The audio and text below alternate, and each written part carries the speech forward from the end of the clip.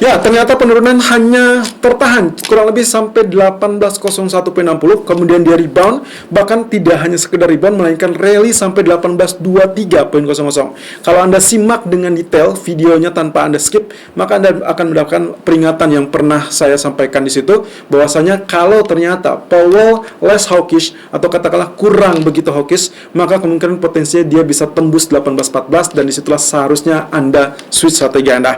Dan apakah kemarin gagal totally?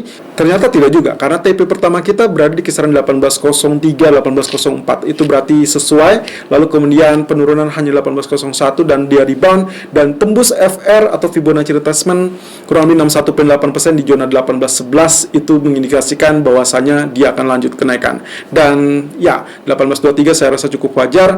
Sekarang kita akan lihat potensinya memang sudah menyentuh area buy kita di 18.17.60. Semoga saja nanti TP pertama 18.24.50 ini kembali lagi resisten yang terjadi pengulangan, lalu kemudian nantinya 18.33, 18.34 lah yang harus difokuskan. Saya sarankan kalau ternyata data CPI malam ini ternyata katakanlah kembali memanas atau lebih tinggi daripada ekspektasi, maka kemungkinan potensinya Anda bisa follow buy saat 18.33, 18.34 tersebut ditebus. Kenapa?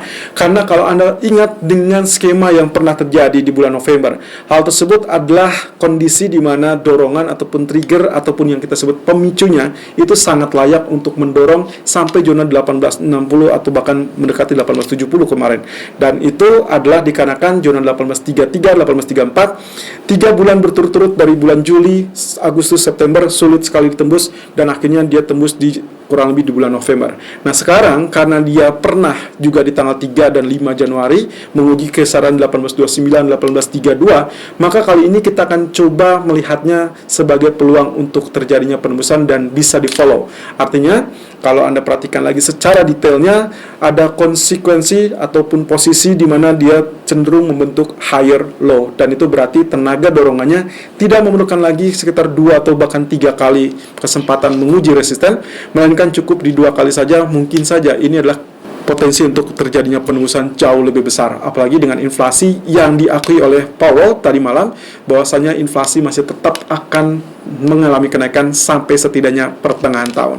Nah, apa yang membuat hal tersebut terjadi atau rally yang terjadi terhadap gold? Salah satunya adalah terkait dengan balance sheet. Ya, sebelumnya di FOMC Minutes yang ditayangkan minggu lalu ternyata ada disisipi tambahan bahwa Fed bukan hanya mengejar untuk mengakhiri pembelian aset atau yang kita kenal dengan quantitative easing, dan itu adalah taper yang berakhir di bulan Maret. Lalu kemudian bukan juga mengincar terkait dengan kenaikan suku bunga yang sangat ketat 3 atau bahkan 4 kali wacananya, tapi juga dengan pengurangan balance sheet senilai 9 triliun. Nah, Powell menyatakan hal tersebut masih harus didiskusikan. Kurang lebih memerlukan waktu sekitar 2-4 pertemuan lagi, dan itu berarti tercatat pertemuan keempat di bulan Juni. Well, saya rasa ini akan menjadi indikasi yang cukup bagus bahwasanya emas masih bisa tertolong oleh inflasi yang kemungkinan masih tetap hangat atau bahkan mengancam pemulihan ekonomi. Nah, di sisi lain, crude oil yang juga mencapai zona $81 per barel, tentunya Anda ingat apa yang kita obrolkan, kita diskusikan di akhir bulan Desember, bahwasanya kesempatan di kuartal pertama tahun 2022 adalah kesempatan untuk crude oil dan juga pound sterling yang akhirnya tembus zona 1.3600. Kita lihat technical view untuk hari ini di tanggal 12 Januari 2022. Irfan untuk Agrodana. Technical Outlook 12 Januari 2022 jam 12:03 waktu Indonesia bagian Barat, langsung tertuju pada Treasury Yield terlebih dulu. Kalau Anda perhatikan dari candlestick kemarin memang confirm mengalami penurunan ya. Kemarin kita sudah sempat sebutkan ada shooting star pasca rally kurang lebih 5 hari terakhir, dan akhirnya memang terkonfirmasi dengan bearish candle, dan lagi-lagi keadaannya kurang lebih seperti ini. Nah, apakah tail yang atas ini diasumsikan sebagai rejection atau tidak? Ya, harusnya ya. Dan memang dia sempat mengalami kenaikan lebih dulu saat kita merekam ataupun mengulas saat video kemarin. Nah, sekarang kalau misalkan kondisinya seperti ini, maka diharapkan masih akan ada kelanjutan penurunan, bahkan mungkin saja menyentuh atau bahkan menembus di bawah garis trendline ini. Nah, bisa saja Anda tinggal tarik dengan Fibonacci retracement, tarik saja dari arah bawah ke atas ya. Ini yang paling memungkinkan untuk kita set sebagai areal correction, atau mungkin saja bisa saja menjadi indikasi akan terjadinya perubahan arah. Nah, kemudian kalau misalkan kita perhatikan dari sisi H4-nya, maka kita akan mendapatkan pola yang sama dan perlahan tapi pasti dia mengalami penurunan. Jadi kita tinggal tunggu. Saya sebetulnya berekspektasi bahwasanya nanti akan terjadi rebound lebih dulu, kemudian dia turun. Ya, artinya begini, kalau misalkan pun dia naik, itu akan relatif terbatas dan kita berekspektasi bahwa ini akan terjadi head and shoulder. Kalau misalkan itu bisa terjadi, maka diharapkan kelanjutan penurunannya akan mencapai teritori 1.642 atau bahkan mendekati garis trendline. Kemudian dari DXY-nya sendiri, kalau kita perhatikan, dia akhirnya dia pecah, dia keluar dari areal trend channel yang selama ini kita nantikan ya. Cukup panjang. Kalau dilihat dari tanggal 24 November sampai hari ini baru dia tembus areal supportnya ya. Ternyata memang sempat dia memberikan ekspektasi terkait double bottom, lalu kemudian ternyata saat pernyataan Powell dia kembali tertekan dan bahkan langsung meluncur dengan derasnya. Sementara kalau dilihat dari kondisi daily, ternyata juga kemarin dengan kondisi yang dicurigai sebagai double bottom, dikarenakan munculnya ya katakanlah ini inverted hammer, tapi ternyata gagal, dia ditekan kembali turun. Tapi belum selamat ya, belum safe, belum terlalu yakin juga karena kondisinya masih tetap di jalur support. Ini bisa saja masih tetap menjadi indikasi terjadinya double bottom. Technical view gold 12 Januari 2022 jam 12.14 menit waktu Indonesia bagian barat. High 1822.30, kemudian low 1817.60, running price 1819.10. Oke, pertama-tama kita lihat lebih dulu dari kondisi candlestick yang ternyata ditutup dengan bullish, dan ini berarti menandakan bisa dibilang apakah kondisi head and shoulder yang kita curigai kemarin gagal atau tidak. Ya, kalau misalkan diperhatikan arealnya memang lebih tinggi dari bagian left ya. Tapi masih belum lebih tinggi atau belum menyamai areal head, dan ini berarti masih bisa terbuka anytime dia akan bisa turun. Jadi kita harus kuncinya adalah harus dia berhasil tembus dari resisten bagian head, dan itu adalah zona 1832 ataupun 1834 atau yang kita kenal dengan high yang selama 3 bulan di periode Juli sampai September sulit sekali untuk ditembus. Termasuk juga karena dia telah menjalani ataupun mengalami rejection di tanggal 3 Januari yang lalu, termasuk juga dengan swing high yang katakanlah ini dengan tail yang cukup panjang ya di 2 hari berikutnya, ya kurang lebih di tanggal 5. Jadi kita masih tetap melihat ini masih cukup tangguh.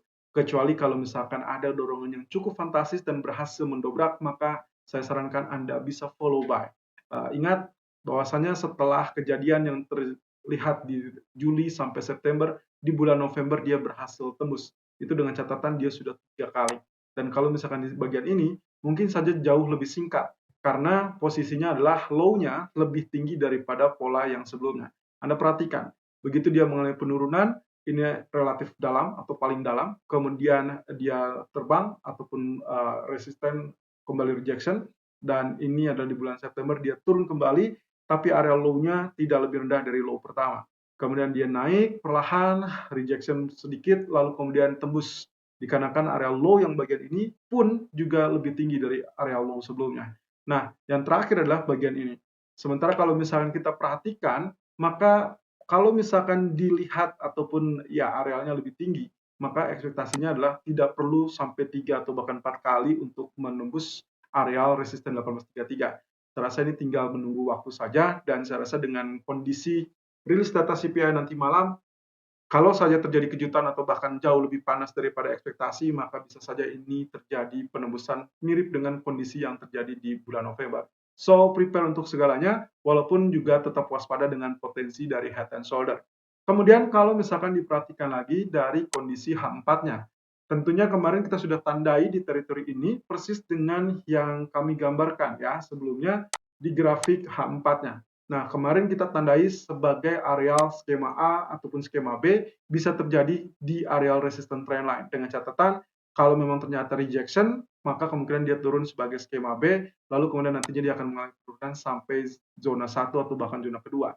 Tapi ternyata kurang lebih pernyataan Powell yang kurang hawkish atau less hawkish, maka dia langsung tembus sebagai skema A, dan ini yang Anda lihat, dan persis ya, dia mengalami penembusan, kemudian sekarang tertahan di areal di atas 1814. Dan juga itu sesuai dengan catatan kita kemarin, bahwasanya kalau misalkan less hawkish, maka dia akan langsung tembus di atas 1814. Jadi sampai saat ini, walaupun pagi ini ada 1822.30, kita belum bernafas lega. Karena yang harus ditembus pertama 1824 dan juga terakhir adalah zona ini.